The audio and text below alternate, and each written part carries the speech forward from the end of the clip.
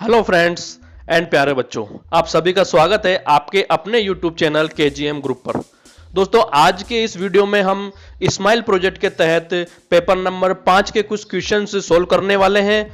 तो बिना time waste किए आज के जो क्वेश्चंस हैं इस वीडियो में हम सोल्व करने वाले हैं। तो आपसे एक रिक्वेस्ट है, अगर आपने अभी तक हमारे चैनल को सब्सक्राइब नहीं किया है तो प्लीज जल्दी से जल्दी चैनल को सब्सक्राइब करें और इसी तरह के लेटेस्ट अपडेट्स के लिए और इसी तरह के वीडियोज के लिए बेल आइकन दबाना नहीं भूलें, ताकि जो भी वीडियो इस चैनल पर अपलोड होगा वो सबसे पहले आपके पास पहुंच जाएगा। तो आज का क्वेश्चन हम लेते, चलिए ये रहा हमारा आज का क्वेश्चन। निम्न बंटन का माध्य पद विचलन विधि से ज्ञात कीजिए। तो दोस्तों, आज इस वीडियो में हम सिर्फ माध्य और वो भी पद विचलन विधि से ज्ञात करना सीखने वाले हैं। तो चलिए सबसे पहले हमें माध्य ज्ञात करना है। माध्य ज्ञात करने के लिए 2-3 विधियां हमारे सिलेबस में है। एक प्रत्यक्ष विधि से माध्य ज्ञात करना हमारे इसमें सिलेबस में है, एक है हमारा कल्पित माध्य की सहायता से माध्य ज्ञात करना, और एक जो तीसरी विधि है पद विचलन विधि की सहायता से किस तरह से माध्य ज्ञात कर सकते हैं। तो आज के इस वीडियो में हम माध्य पद विचलन विधि से ज्ञात करना सीखेंगे। तो चलिए सबसे पहले हमें माध्य पद विचलन विधि से ज्ञात करने के लिए यहाँ पर हमें वर्ग दिया हुआ है और बारंबारता 2 टेबल दी हुई है। तो हमें तीसरी टेबल जो तैयार करनी है वो मध्यमान मतलब x की ज्ञात करनी है। तो मध्यमान या जो x की जो टेबल है, तीसरी टेबल आपको यहाँ देख रहे हो, इस तीसरी टेबल को तैयार करने के लिए हमें जो x है प्रत्येक वर्ग का x का मान हमें निकालना होगा। और x का मान निकालने के लिए यहाँ आप साइड में देख सकते हो, x का जो मान निकालने के लिए मैंने एक वर्ग लिया है 10 से 20। तो प्रत्येक वर्ग के लिए x का मान निकालने के लिए हमें उस वर्ग की उच्च सीमा और निम्न सीमा को जोड़ करके उसमें 2 का भाग देना है। तो यहां पर मैंने फॉर एग्जांपल आपको बताया है कि 10 और 20 जो वर्ग है दोनों को मैंने जोड़ा, 10 + 20 और इसमें 2 का भाग दे दिया, तो 30/2 और हमारे पास आ गया 15। तो 10 से 20 जो वर्ग है उसके लिए x का मान आ गया हमारे पास 15। इसी तरह से सभी वर्गों के लिए हमें जो मध्यमान है x है उसका मान हमें निकालना है। यहाँ पर पूरा हमने मान निकाल लिया है। तो इस तरह से हमारी जो तीसरी टेबल है x की वो हमें मिल चुकी है। इसके बाद दोस्तों हमें जो चौथी टेबल इसमें बनानी है वो हमारी क्या है, u बराबर x माइनस a बटे h। तो अब इस सारणी को तैयार करने से पहले मैं आपको कुछ और चीजें इसके बारे में बताने वाला हूं कि यहां पर सबसे पहले हमें a जिसको हम बोलते हैं कल्पित माध्य।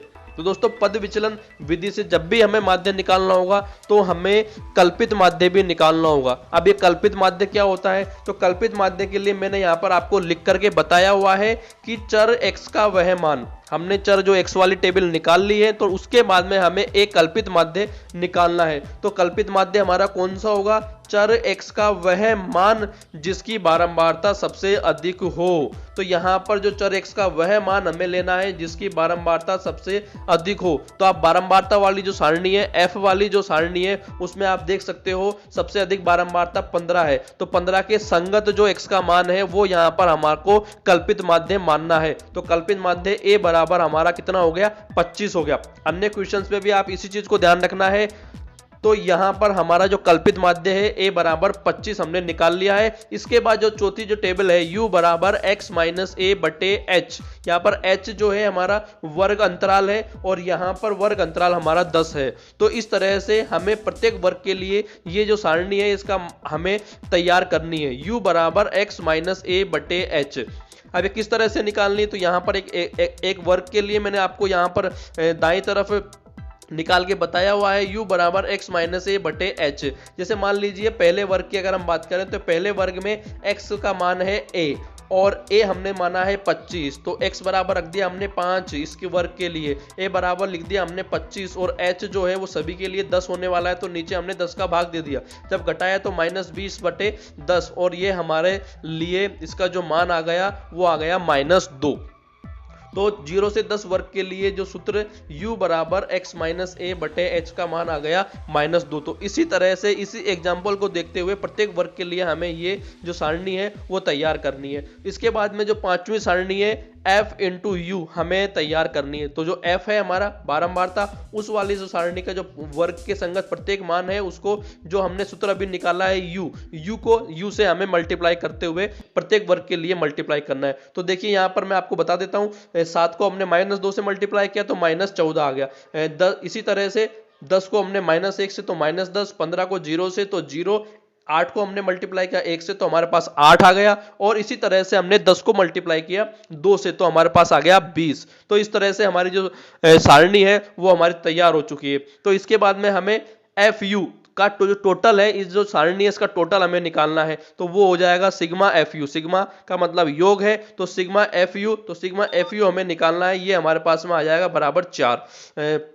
प्लस प्लस वाली संख्याओं को हमने जोड़ लिया और माइनस माइनस वाली संख्याओं को हमने जोड़ लिया और उसके बाद में घटा दिया, तो हमारे पास प्लस का 4 बच गया। इसी तरह से जो बारंबारता है f, उसका भी हमें योग निकालना है, सिर्फ 2 का योग निकालना है। तो बारंबारता f का योग भी हमने निकाल लिया, सिग्मा f बराबर हमारे पास आ गया 25। इसके बाद हमें जो सूत्र है पद विचलन विधि का, वो सूत्र यहाँ पर आप नीचे देख सकते हो। माध्य x बार बराबर, माध्य को हम x बार से रिप्रेजेंट करते हैं, तो x बार बराबर a plus sigma F you बटे सिग्मा एफ इंटू एच। तो यहां पर हम मान इस सूत्र में रखने वाले हैं। a बराबर 25 हमने रख दिया, सिग्मा एफ यू का मान हमने 4 निकाला, और जो सिग्मा एफ है उसका मान 50 इंटू एच का मान हमारे पास 10 है, ये मान रख दिया। मान रखने के बाद यहाँ 0 से 0 कैंसिल हो गया, और इसको हमने आगे लघुत्तम लेकर के हल कर लिया, और हल करने के बाद में जो हमारा माध्य आ गया वो 25.8 हमारा माध्य, और यही हमारा आंसर है। तो दोस्तों वीडियो अच्छा लगा हो तो ज्यादा से ज्यादा लाइक और शेयर कीजिएगा। जय हिंद, जय भारत।